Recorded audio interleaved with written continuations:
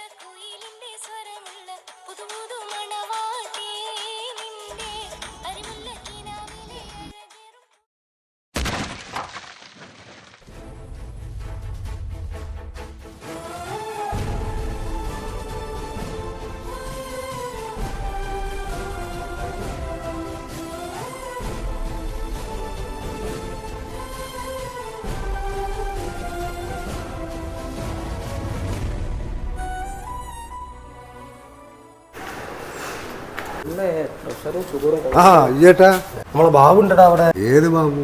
നമ്മളെ ബിസ്മി ബാബുടോ. ഓന്റെ മോളെ കല്യാണല്ലേ ഇന്ന്. എന്തേ പറ്റി? അപ്പൊ ഈ കഥ ഒന്നും അറിഞ്ഞില്ല. ഓന്റെ മോള് ഇന്നലെ മറ്റേ വേറെ ഒളിച്ചോടി പോയിട്ട് ഓൻ വീണ് ഇവിടെ ആസ്പത്രിയിൽ അഡ്മിറ്റിലാ. എന്നാ നിക്ക് ഞാനുണ്ട്. അമ്മ പോയി നോക്കല്ലേ. ഈ എന്തേ പോന്നേ? ഞാൻ ഷുഗറും പ്രഷറും ഒക്കെ നോക്കാൻ വേണ്ടി പോകുന്നു. ഇതാരാ? ഇത് നമ്മളെ ലോഹിക്കാരൻ്റെ മോള്. ഇങ്ങനെ കാര്യങ്ങൾ എന്താ ചെയ്യാ? പരിപാടി കഴിയണ്ടല്ലേ? ഇങ്ങനെ തളർന്ന ബാക്കിയുള്ള ഞാൻ ജീവിക്കുന്നത് എന്റെ മോക്ക് വേണ്ടിട്ടല്ലേ. ഇത്ര മോക്ക് വേണ്ടി എല്ലാം ചെയ്തില്ല കൊടുത്തിട്ട് മനസ്സിലാവണ്ടേ? ഇങ്ങനെ തളർന്നാല് പിന്നെ എന്റെ പെണ്ണുങ്ങളാണ് ഉള്ളത്. ഉറക്കെ വീട്ടിൽ ഞാൻ പറഞ്ഞ് റെഡിയാക്കിട്ട് പോന്നേ. ആടൊക്കെ ആൾക്കാരുണ്ട്. ഒന്ന് വിളിച്ചു നോക്കി. ആ ഞാൻ സംസാരിച്ചിനി. പിന്നെ ഇന്ത്യത്തെ ഒരു നിലക്കും ബേജാറാണ്ട. അവിടുത്തെ കാര്യങ്ങളൊക്കെ റെഡിയായി. തൽക്കാലം നമ്മളൊക്കെ പറഞ്ഞ് നിർത്തിച്ചിരിക്കുന്നു. ഈ ഒരു ബേജാറാണ്ട. നമ്മൾ ആദ്യം ഇവിടുന്ന് കഴിച്ചിലാട്ടെ. ഒന്നും ഈ നോക്കണ്ട. ഒക്കെ കാര്യങ്ങൾ ശരിയാവും. നമുക്ക് ആ ഒരു വഴി അതിന് കാണിച്ചു തരും. എല്ലാ കാര്യങ്ങളും അവിടെ റെഡിയായി. നമ്മൾ ഇവിടുന്ന് ആസ്പത്രിയിൽ നിന്ന് ഇവിടുന്ന് അങ്ങോട്ട് പോയിട്ട് ബാക്കിയൊക്കെ നമുക്ക് ചിന്തിക്കാം. അതിന് ആലോചിക്കാൻ സമയമുണ്ടല്ലോ. ഈ ബേജാറല്ലേ ഞങ്ങളോട്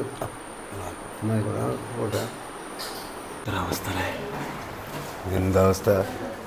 മരിച്ചില്ലല്ലോ. ഞാൻ വിചാരിച്ചാവൻ മരിക്കുന്ന. നിങ്ങളെന്ത് എന്ത് മനുഷ്യനാ നിങ്ങള്? ഒരാളിങ്ങനെ കിടക്കുമ്പോ അങ്ങനെ വർത്തനം പറയില്ല നിങ്ങള്. അല്ല ആടെ നിക്ക്. നിങ്ങൾ വേറെ ആളോ നോക്കോളി. നിക്ക്.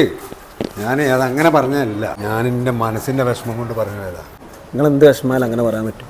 ഓനത് കിട്ടിയില്ലെങ്കിലേ അത്ഭുതം. നിങ്ങൾ പിന്നെയും തന്നെ പറയുന്നത്. എനിക്കൊരു കഥ കേൾക്കണം കുട്ടി. പണ്ട് ഞാൻ കോർപ്പറേഷനിൽ പണിയെടുക്കുന്ന സമയത്ത് എൻ്റെ ഏറ്റവും അടുത്ത സുഹൃത്തായിരുന്നു അസറു. അല്ലാന്ന് പണ്ടത്തിന് ഏൽപ്പിച്ചിനോ? ആ അഡ്വാൻസ് കൊടുത്തേക്കണ്. നിങ്ങളെ ലോണും കൂടി കൂട്ടിക്കാണ്ടാണ് ഞാൻ നന്നായിട്ട് കൊടുത്തേക്കണ്. എന്നാലും എവിടെ എത്തൂല. അതാ മോളെ കല്യാണമാണ് മറ്റന്നാൾ. കാണാൻ കഴിയേറ്റ എന്തായാലും വരണം. ഇൻഷാ അല്ലാ. ബാക്കി ഞാനൊരു വഴി കണ്ടിക്കണ്. എന്തോ വഴി ഉണ്ടോ? വീട് കൊടുക്കാനായിട്ട് വെച്ചിരിക്കുന്നത്. ഏതൊരു പാർട്ടി വന്നിക്കണ്. കല്യാണമായിട്ട് നടക്കട്ടെ. ഏതായാലും നോക്കിയിട്ട് കാര്യമില്ല. വീട് ആ കൊടുക്കല്ലേ. ആ വീട് മണ്ടത്തരായി പോകും. നമുക്ക് പാടുള്ള വീട് കിട്ടൂല. പിന്നെ ഈ കുട്ടീനെ കെട്ടിച്ചിട്ടായിട്ട് ഒന്ന് കയറി വരുന്ന ഒരു വാടക വീട്ടിലേക്ക് വരുന്നത്. അതിന് വേറെ വഴി ഞാൻ പറഞ്ഞുതരാം. നമുക്ക് ജോയ് സാറിൻ്റെ നോട് വീരം പറഞ്ഞാൽ ഒരു ലോൺ കൂടി എടുപ്പിക്കാം. മൂപ്പര് നമ്മളെ കമ്പനിക്കാരനാണ്. നമ്മളോട് അത്രയും ഇഷ്ടമുള്ള ആളാണ്. ഞാൻ സംസാരിച്ച് നോക്കാം. അത് കിട്ടോ? അതുകൂടി കിട്ടുകയാണെങ്കിൽ വലിയൊരു സമാധാനം. എന്നാ വീട് വിറ്റാതെ കഴിച്ചിലായി കിട്ടി. ആ കാര്യത്തിൽ ബേജാറാണ്ട. ടെൻഷൻ വേണ്ട. കല്യാണം നേരത്തെ വിളിച്ചോ. എല്ലാം നമ്മളെ ടീമിലുള്ള എല്ലാവരും വിവരം പറയും. എങ്ങനെ നിങ്ങളോട് ഈ കടപ്പാടൊക്കെ ഞാൻ വീട്ടാ? എന്ത് വർത്താനാണ് അസറോ ഇന്നെങ്ങനെയാ കണ്ടത്? ഈ ജീവൻ തന്നെ എൻ്റെ ഔദാര്യല്ലേ. ആ ഓടേന്ന് എൻ്റെ കൈകൾ ഇല്ലെങ്കിൽ ഇന്ന് ഞാൻ ഇല്ല ഈ ഭൂമിയിൽ. ആ ഓടയിൽ നിന്റെ ജീവൻ രക്ഷിച്ചു വയ്ക്കുക. അതൊന്നും മറക്കാൻ പറ്റില്ല. നമ്മൾ തമ്മിൽ അങ്ങനെ കണക്കുകൾ പറയരുത്. നമ്മളെ പരിപാടി അത് നമ്മൾ വിജയിപ്പിക്കും. ഞാനേ രാവിലെ അടുത്താ ഉഷാറാക്കാം. ആ എന്താണ് തന്നെ? ഒരു കാര്യം ചെയ്യും. ആടെയൊക്കെ ഇട്ട് ഒന്ന് വിളിച്ചു നോക്ക്. അല്ലെ അവളെ ചങ്ങാഴ്ചകളെ ആരെങ്കിലും ഒന്ന് വിളിച്ചു നോക്ക്. അവിടെ എവിടെയില്ലേ തന്നെ? പടച്ചോ.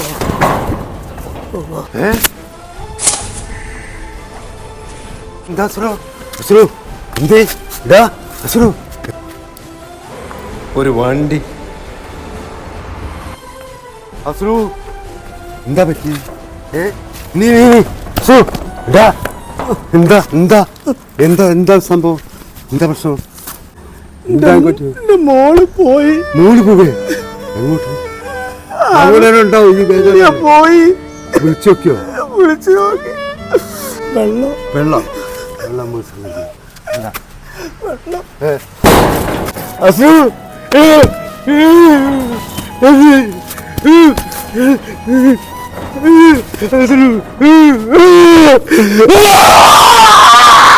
പിരിയുന്ന നേരത്ത് കരയുന്നു മയ്യത്ത്, ഇനി എൻ്റെ ചാരത്ത് പ്രിയരില്ലെന്നോർത്തിട്ട്, പിരിശൊത്തൊരെയെല്ലാം നെഞ്ചോട് ചേർത്തിട്ട്, അടിയിറങ്ങും ഇതാ ഞാൻ നെടുവീർപ്പുമായിട്ട്.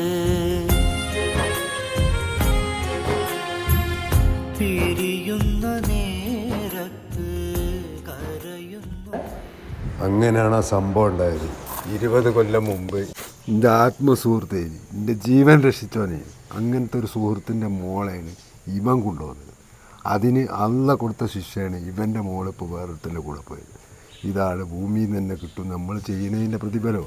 ഇങ്ങനൊക്കെ ഉണ്ടേനില്ലേ? എനിക്ക് ഈ കഥ ഒന്നും അറിയില്ലല്ലോ. ഞാൻ പോട്ടെ, സമയം ഒരുപാടായി. എന്തേ? പോലെ ചെറിയ പ്രശ്നമുണ്ട്. എന്താ പ്രശ്നം? ഞാൻ അതേമാതിരി ഒരു പ്രശ്നത്തിലാണ്. ഞാനൊരു കുട്ടിയുടെ സ്നേഹത്തിലാണ്. അപ്പോൾ അടുത്ത ആഴ്ച പോകാൻ വേണ്ടി നിൽക്കുക ഞാൻ.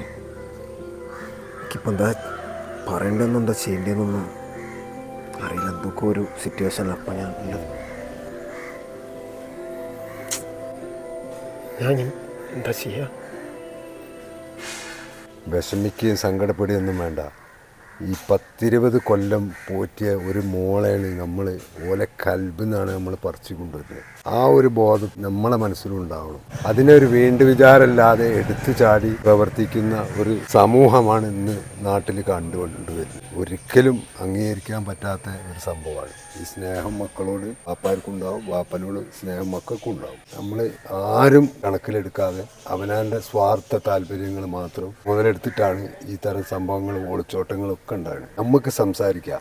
ഈ കുട്ടീനെ എനിക്ക് ഒരിക്കലും നഷ്ടപ്പെടുത്താതെ തന്നെ അവരുമായിട്ട് സമ്മതപ്രകാരം ഈ ബന്ധം നമുക്ക് മുന്നോട്ട് തുടരുന്നതിന് എന്താ പ്രശ്നം? ഞാൻ ഇടപെടാൻ നമുക്ക് സംസാരിച്ചു നോക്കാം. അതാണ് ഏറ്റവും ഉചിതമായ മുന്നേറ്റം. അല്ലെങ്കിൽ അതിൻ്റെ ഒരു പാർശ്വഫലം ഈ ഭൂമിയിൽ നിന്ന് നമ്മൾ അനുഭവിക്കുന്നുള്ളതിൻ്റെ ഉദാഹരണമാണ് ഇപ്പം ഇന്ന് കണ്ട ആ ഒരു സംഭവം. ഇപ്പോഴാണ് എനിക്ക് എൻ്റെ ഒരു ശരി മനസ്സിലായത്. ഞാൻ എന്തായാലും ഈ ഒളിച്ചോടലും അതിനൊന്നും ഞാൻ നിൽക്കില്ല. നമുക്ക് എല്ലാവർക്കും കൂടി ഒന്ന് സംസാരിച്ചിട്ട് ആ ഒരു തീരുമാനമായിട്ട് എന്തായാലും അങ്ങനെ ചെയ്യാം. അതാണ് അതിൻ്റെ വൃത്തി. നല്ല തീരുമാനം. ഞാൻ വരാം സംസാരിക്കാം.